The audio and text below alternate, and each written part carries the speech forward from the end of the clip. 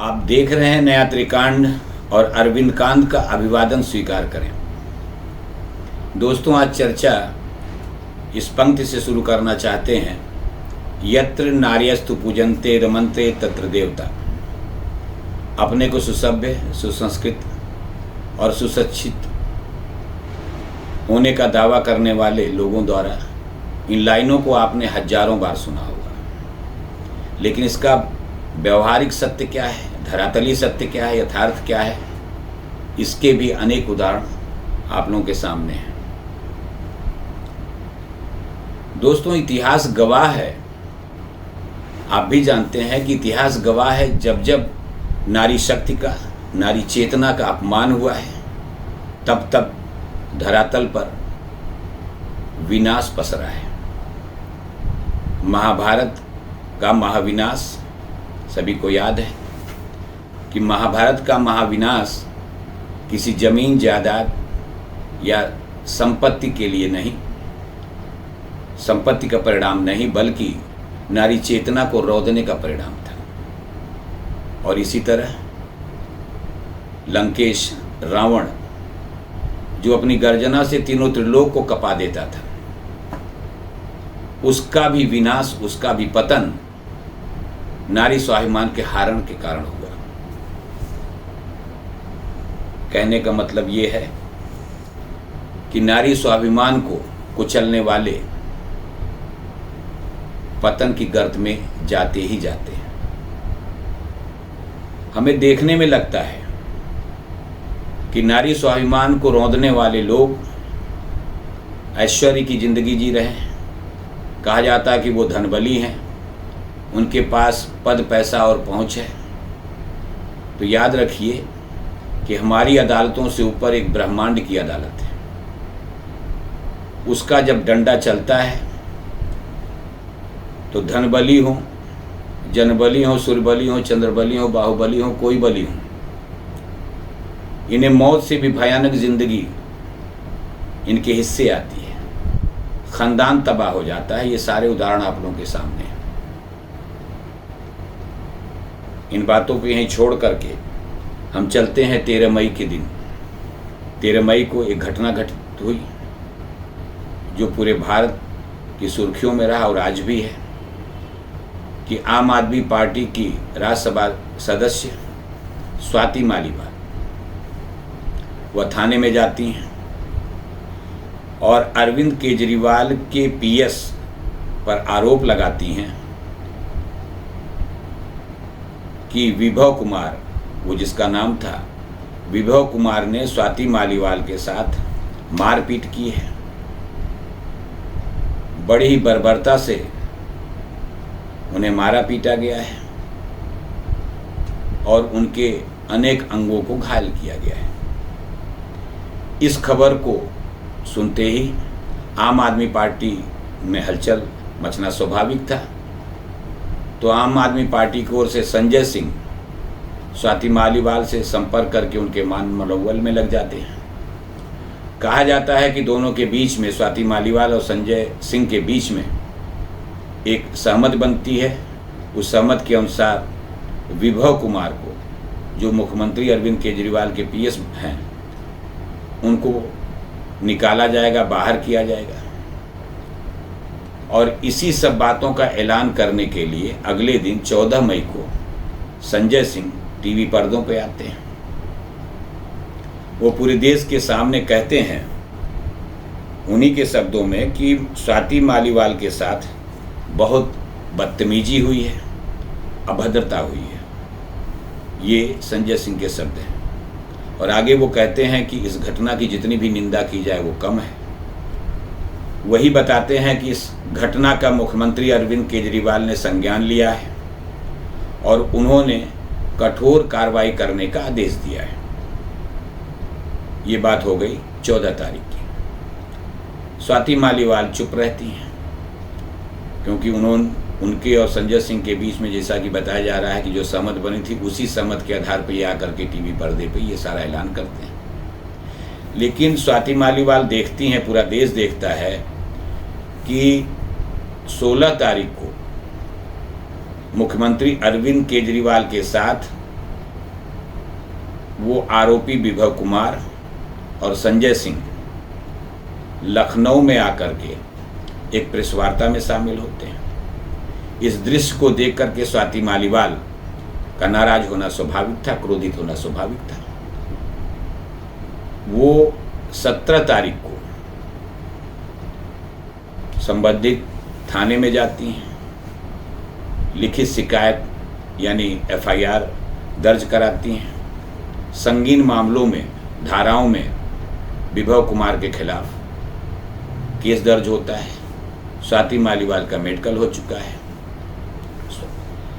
इसी के बाद आम आदमी पार्टी की ओर से उनकी मंत्री आतिशी टीवी पर्दे पे आती हैं। एक प्रेस वार्ता के जरिए वो कहती हैं कि स्वाति मालीवाल, मतलब वो ये कहने का प्रयास कर रही हैं कि अरविंद केजरीवाल को घेरने का एक पूरा षड्यंत्र फिर से काम कर रहा है, जो कि बीजेपी की ओर से है।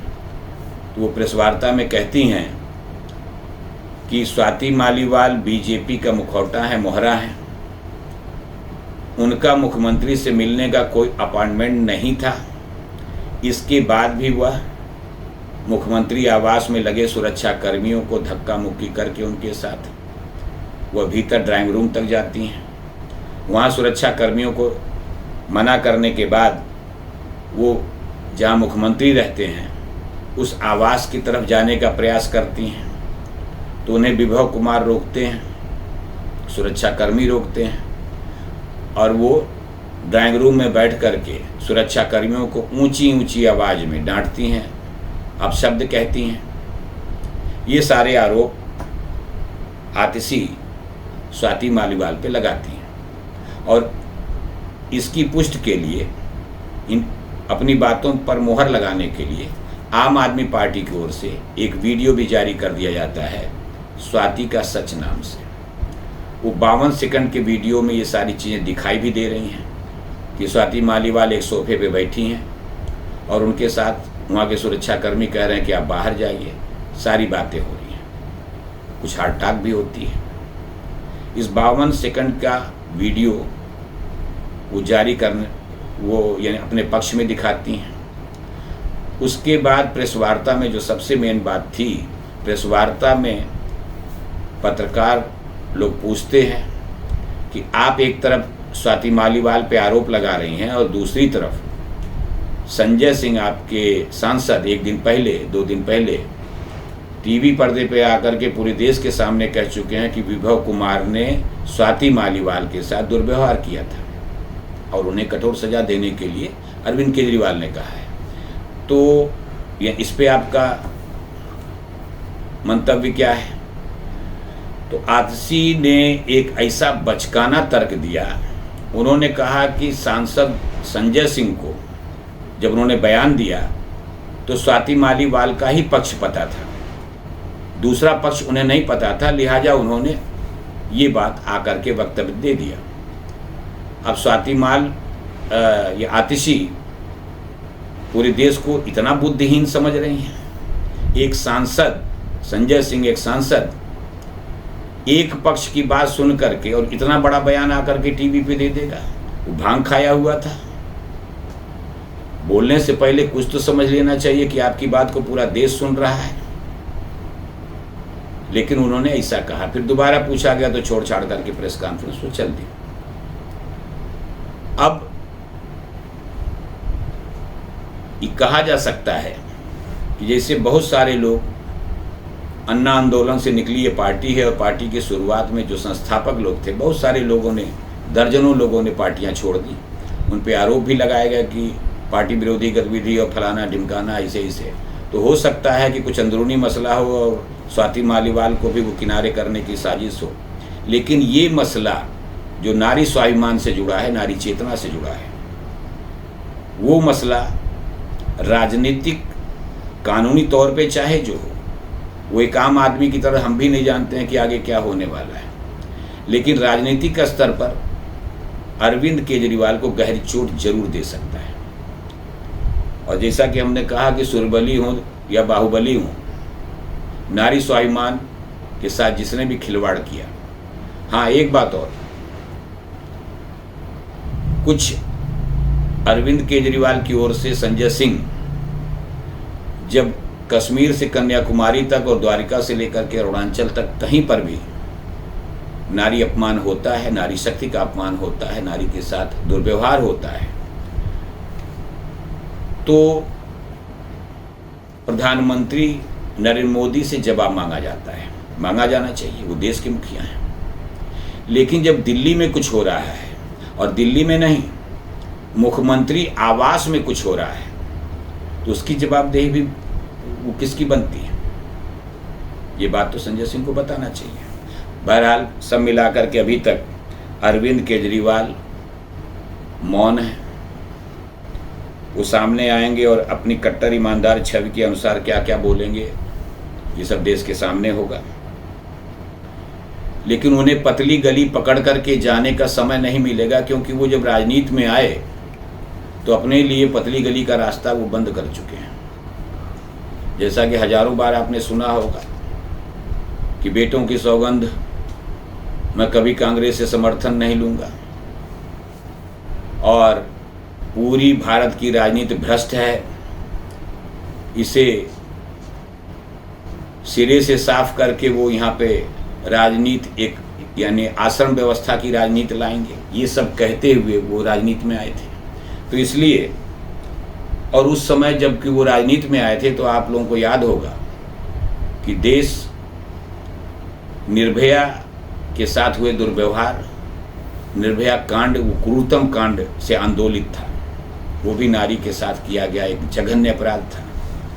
उसी अपराध, उसी बातों के, उसी आंदोलन के बीच में, उसी आंदोलन का समर्थन करते हुए, निर्भया का समर्थन करते हुए, नारी शक्ति का समर्थन करते हुए श्रीमान जी राजनीति में आए थे। दो तीन बातें और हैं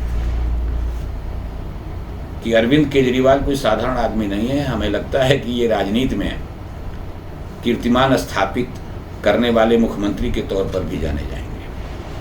अब जैसे कीर्तिमान एक यही था कि वो भारतीय राजनीति के पहले इंसान हैं जिन्होंने भारतीय राजनीति से भ्रष्टाचार को खत्म करने के का ऐलान करते हुए भारतीय राजनीति में प्रवेश करने वाले पहले इंसान हैं। दूसरी बात, मुख्यमंत्री रहते हुए जेल में जाने वाले वो पहले मुख्यमंत्री हैं भारत के। तीसरी बात, किसी भी मुख्यमंत्री के जेल जाने पर शायद वो पहले मुख्यमंत्री होंगे जिनके पक्ष में अमेरिका से आवाज उठी थी, आप भी जानते हैं। और अब जेल जाकर के जेल से सरकार चलाने का भी रिकॉर्ड उन्होंने स्थापित किया है। और एक अब नया कीर्तिमान उनके साथ जुड़ा है कि अब तक किसी भी मुख्यमंत्री आवास में किसी भी नारी के साथ इस तरह की अभद्रता नहीं हुई। तो नारी के साथ अभद्रता करने वाला पहला परकोटा, पहली चारदीवार भी मुख्यमंत्री अरविंद केजरीवाल की थी, है। अब कानूनी तौर पर उन पर शिकंजा और कसेगा। अभी तो शराब घोटाले में अंतरिम जमानत पे बाहर है, उससे भी जघन्य अपराध ये हो चुका है। इसका क्या जवाब होगा, कानूनी दांवपेच क्या होंगे, लेकिन नैतिक और राजनैतिक स्तर पर उनकी बहुत बड़ी क्षति है, और क्षति का होना अवश्यंभावी है। पुनः एक बात, इस अदालत से ऊपर की भी अदालत है, और उस अदालत के सामने सारी अदालतें नतमस्तक थीं, हैं, रहेंगी। नमस्कार।